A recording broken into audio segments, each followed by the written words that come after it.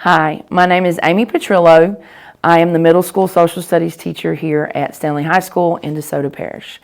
One thing that I'm really passionate about as an educator is making sure that my students feel seen and heard when they come into my classroom. I want them to come in and feel safe and loved and cared for.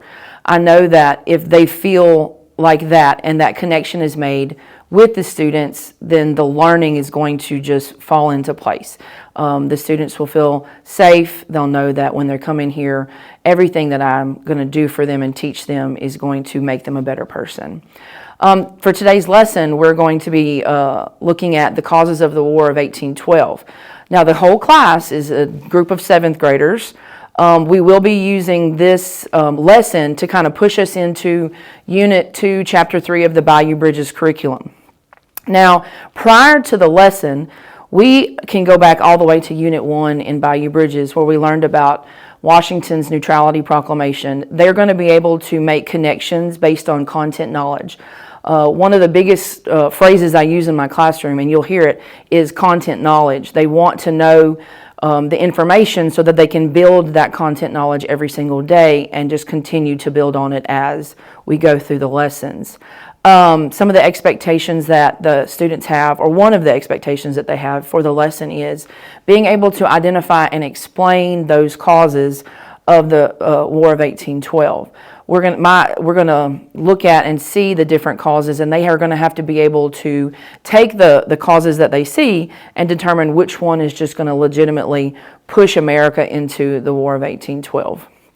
Some of the preparation that I've made for this lesson is being able to just make sure that the students have that prior content knowledge.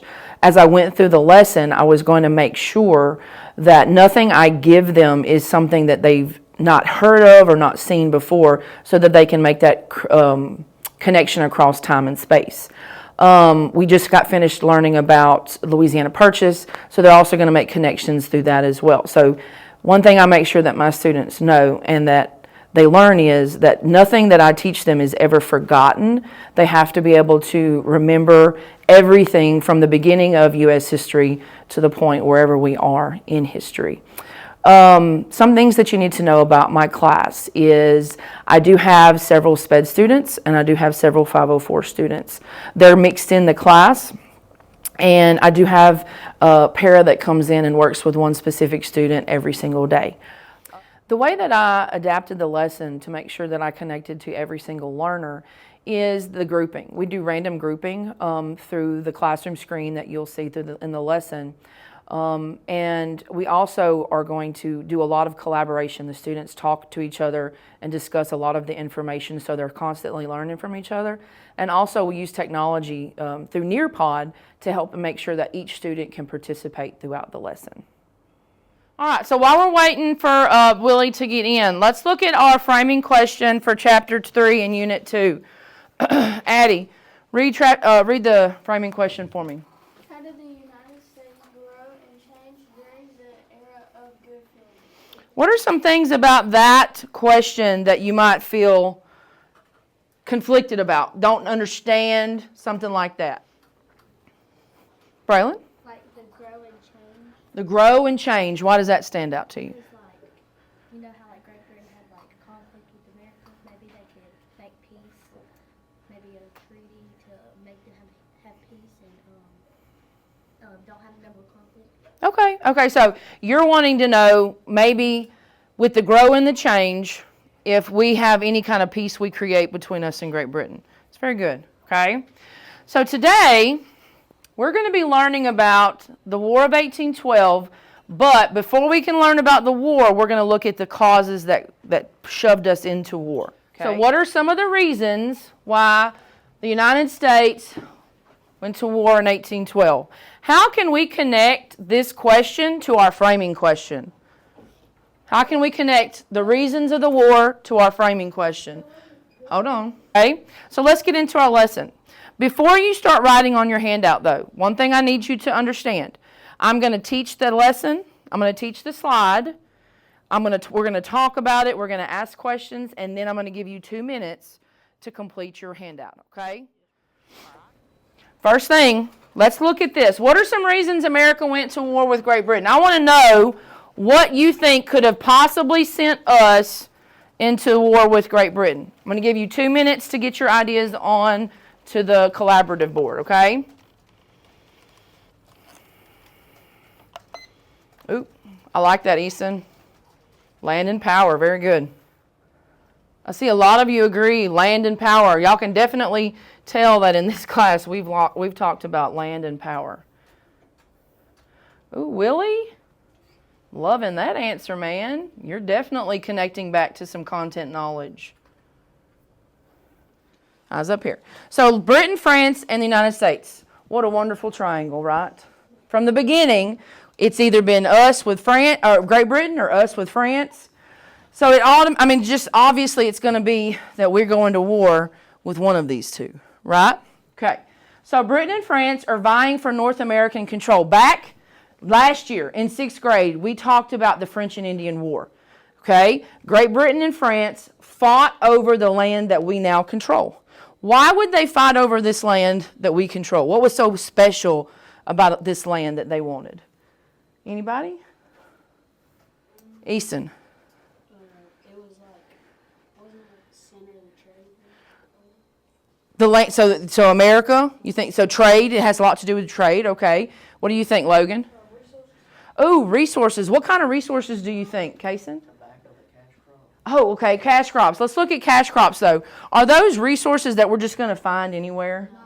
All right, so what do you need in order to be able to have that cash crop, DeBrandon? It costs a lot of labor. You have to plant it, and it takes several days. Okay, so with that labor, though, too, what do you need, Braylon? Soil. Okay, without that soil, are you going to have enough laborers to pick all of that? No, absolutely not. Okay, won that war.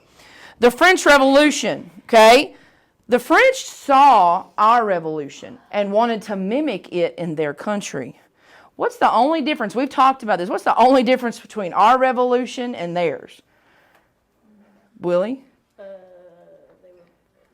Well, yeah, both of us are broke, but they were definitely broke. Cassidy? They beheaded their king. They beheaded their king. Could we behead ours? No. He was in England, thousands of miles away, okay? You've got your rules right here next to your white books. I'm going to give you 30 seconds to read your rules with your group to see what you're going to do with your cubing activity. Go. Read it. Read your rules. Read your directions. Okay. All right. 3, 2. All right. So you know that whatever dice I roll up here is going to be the question that you answer on your white book, okay? So I'm going to roll the dice. You're going to get 2 minutes with your group. Answer it, brainstorm, whatever you have to on your white book. That way you can get some information on there, okay? So here, you have the questions and I do. Let's see what it's going to be. Number 2. All right, 2 minutes. Answer your question.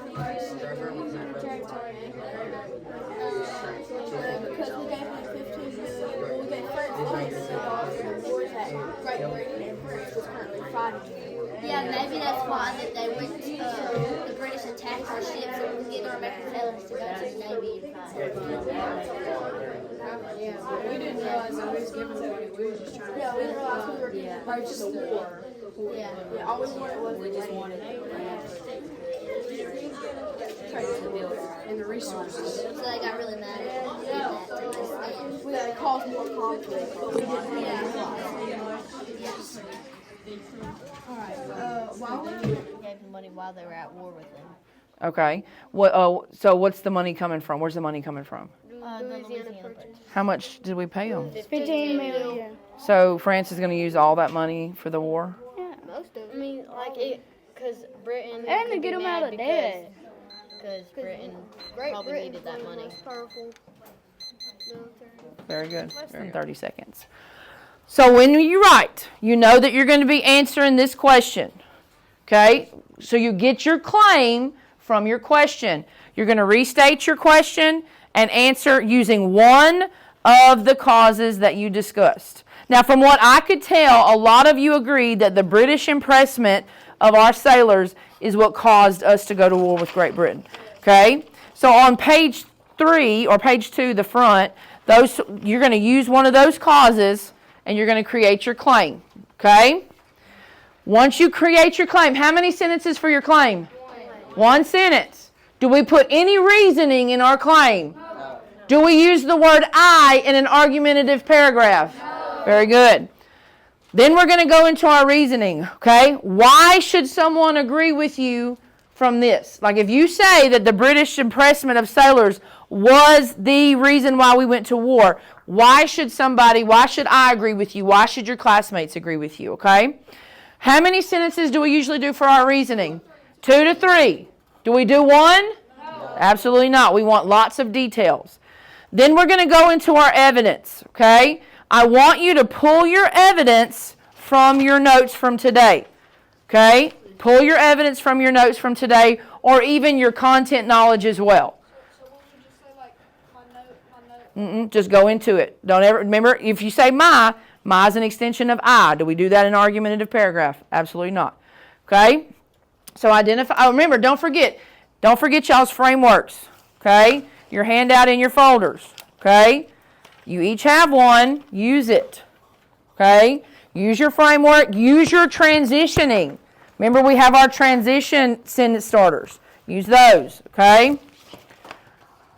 Last but not least, your counterclaim.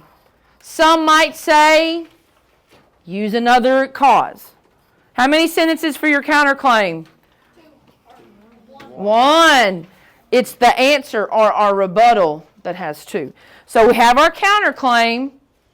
We identify the other side, who would have chosen something else. You know, some might say that the Louisiana Purchase, giving that money to France, caused us to go to war with Great Britain more, period. Then we go into our rebuttal. However, this is incorrect because, or however, you know, the British impressment of sailors was more of a reason because. Then you go into your reasoning. Okay? So, are we good? Any questions about our framework?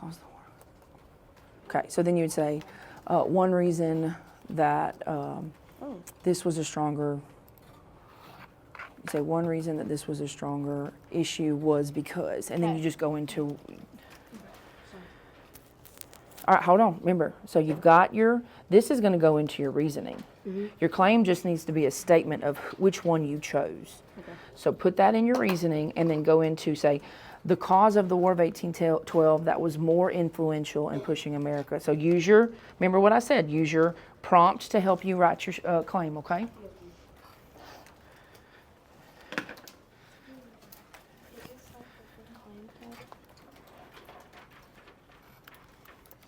Yes, now go into your reasoning. Very good.